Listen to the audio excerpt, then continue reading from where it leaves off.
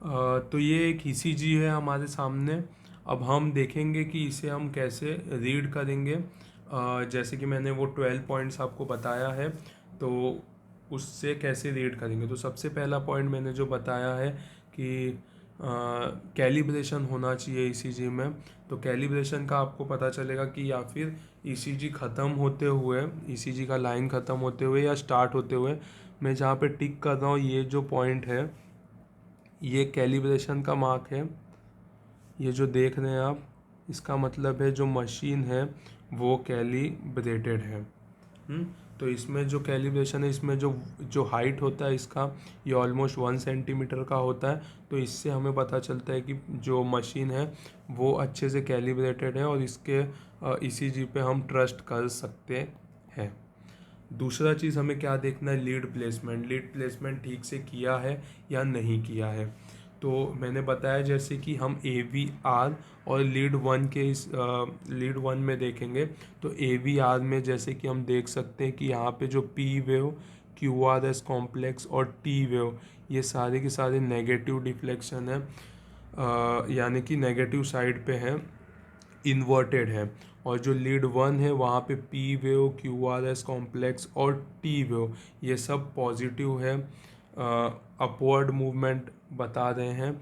तो ऐसा अगर हमें ईसीजी में देखने मिलता है तो हम कह सकते हैं कि जो लीड प्लेसमेंट है वो सही किया गया है और वो ईसीजी में प्लेसमेंट ठीक है, वो अच्छा है ईसीजी। थर्ड पॉइंट हम क्या देखेंगे, तो रिदम देखेंगे।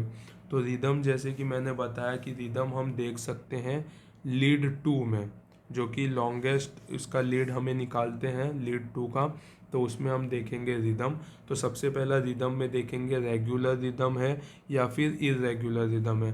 तो जो ये दो, ये एक और ये दो, इसके बीच का गैप और फिर इसके आगे का गैप देखेंगे तो हमें पता चलेगा कि ये जो रिदम है ये रेगुलर है।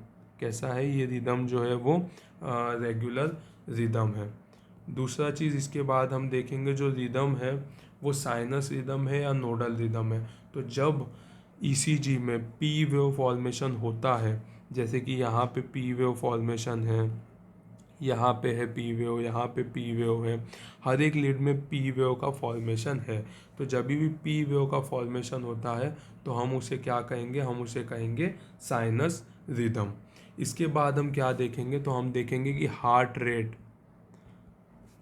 देखेंगे। तो हार्ट रेट देखने के लिए हम दो आधार इंटरवल के बीच का जो गैप है उसमें कितने स्मॉल स्क्वायर है उसको हम काउंट करेंगे। तो जैसे कि एक लार्ज स्क्वायर में 5 स्मॉल स्क्वायर्स होते हैं, तो इसके बीच में 1, 2, 3, 4, 5, 5 लार्ज स्क्वायर है, यानी कि 25 स्मॉल स्क्वायर्स है इसमें। और इसके बाद यहाँ पे 4 काउंट है और यहाँ पे 4 काउंट है। तो जैसे कि 25 + 8 अगर हम देखेंगे तो 33 होता है। तो 1500 अपॉन 33 करेंगे, या फिर हम कह सकते हैं कि 1500 अपॉन, अगर हम 30 भी लेते हैं तो हमें कितना मिलता है वैल्यू, तो अराउंड मिलता है 50 के। तो जो इसका हार्ट रेट है ये 50 या 50 से थोड़ा कम होगा। तो इस हिसाब से हमें हार्ट रेट के बारे में पता चलता है।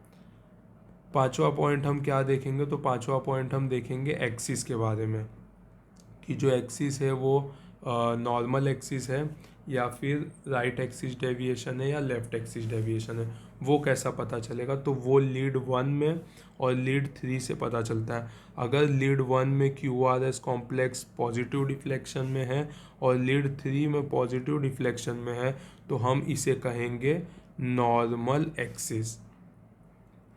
हम इसे कहेंगे नॉर्मल एक्सिस। तो ये इस ईसीजी में जो एक्सिस है वो कैसा है, वो नॉर्मल एक्सिस है।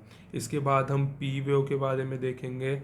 तो जैसे कि हम देख सकते हैं कि पी वेव का ऐसी कोई डिफॉर्मिटी हमें देखने को नहीं मिलता है। लीड टू में हम पी वेव के बारे में देखेंगे तो जो पी वेव है वो नॉर्मल से थोड़ा कम है साइज़ में, शायद जो हार्ट रेट है वो कम था उसकी वजह से फॉर्मेशन पी वेव का कम हुआ है, लेकिन ऐसी कोई डिफॉर्मिटी नहीं है, ना टॉल पी वेव है या ना ही नॉच्ड पी वेव है, ऐसा कोई भी पी वेव हमें देखने नहीं मिलता है। तो इसका कोई मेजर सिग्निफिकेंट रोल नहीं है, इसमें जो पी वेव है वो हम कह सकते हैं कि नॉर्मल है। इसके बाद हम देखेंगे पी आर इंटरवल। तो पी आर इंटरवल जो है वो लीड 2 में देखा जाता है, यहाँ से यहाँ तक का इंटरवल है। ये इंटरवल नॉर्मली 2 स्मॉल स्क्वायर है, तो इसमें भी कोई भी प्रॉब्लमेटिक चीज़ नहीं है, पी आर इंटरवल जो है वो नॉर्मल है। इसके बाद हम देखेंगे क्यू आर एस कॉम्प्लेक्स। तो क्यू आर एस कॉम्प्लेक्स जैसे कि मैंने बताया था, Q R S complex lead 1 में लीड 2 में लीड 3 में क्यू आर एस कॉम्प्लेक्स वो पॉजिटिव साइड पे होते हैं। जो V12 V6 में अगर हम देखेंगे तो V6 में जैसे कि आर वेव जो है वो ज़्यादा डोमिनेंट नहीं है, यहाँ पे आर वेव डोमिनेंट नहीं है, यहाँ पे एस वेव डोमिनेंट है। धीरे धीरे बायफेजिक हो गया है, मतलब कि आर और एस वेव जो है वो इक्वल डिस्टेंस पे है सेकेंड लीड में। फिर थर्ड लीड में देखेंगे कि इसमें आर वेव डोमिनेंट है, एस वेव डोमिनेंट नहीं है। फोर्थ लीड में भी आर वेव डोमिनेंट है, फिफ्थ में भी आर वेव डोमिनेंट है और सिक्स्थ में भी आर वेव डोमिनेंट है। तो इस तरह से हमें देखने मिलता है। इसमें इसका हाइट जो है क्यू आर एस कॉम्प्लेक्स का अगर हम देखेंगे, क्यू आर एस कॉम्प्लेक्स का जो हाइट है वो देखेंगे तो हमें पता चलेगा कि ये 10 mm तक ही है या फिर थोड़ा सा ऊपर है। तो इसे हम कह सकते हैं कि क्यू आर एस कॉम्प्लेक्स जो है वो Q R S complex normal है। इसके बाद हम क्या देखेंगे, तो एस टी सेगमेंट देखेंगे। तो लीड 2 में हम देखेंगे एस टी सेगमेंट। ये सब जो है वो सब क्या है, S T segment. S T segment देखेंगे तो ये नॉर्मल है, ना ही एलिवेटेड है ना डिप्रेस्ड है, ये आइसो इलेक्ट्रिक लाइन पे ही है, तो इसका कोई भी प्रॉब्लमेटिक चीज़ नहीं है।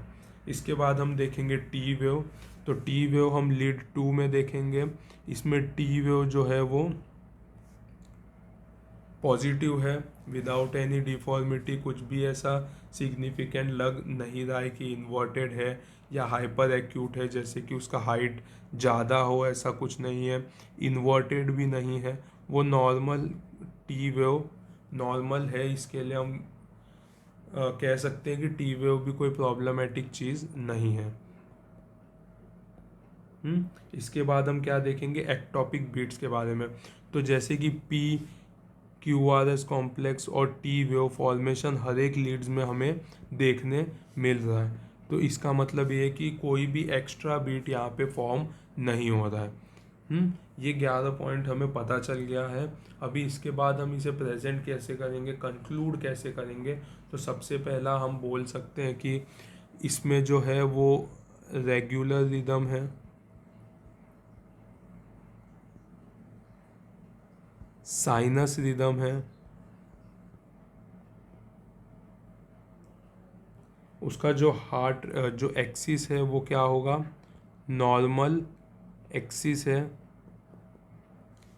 हार्ट रेट जो है वो अराउंड 50 पर मिनट है, यानी कि ब्रेडिकार्डिया है। एक्टॉपिक बीट्स नहीं प्रेजेंट है। P Q R S T P R interval और एस टी सेगमेंट में भी कोई प्रॉब्लम नहीं है, तो हम इसे कहेंगे कि ये ईसीजी हम कहेंगे कि patient is in sinus bradycardia with normal axis. ये हो गया हमारा कंक्लूजन, या फिर ईसीजी को देख के ये डायग्नोसिस हम बोल सकते हैं।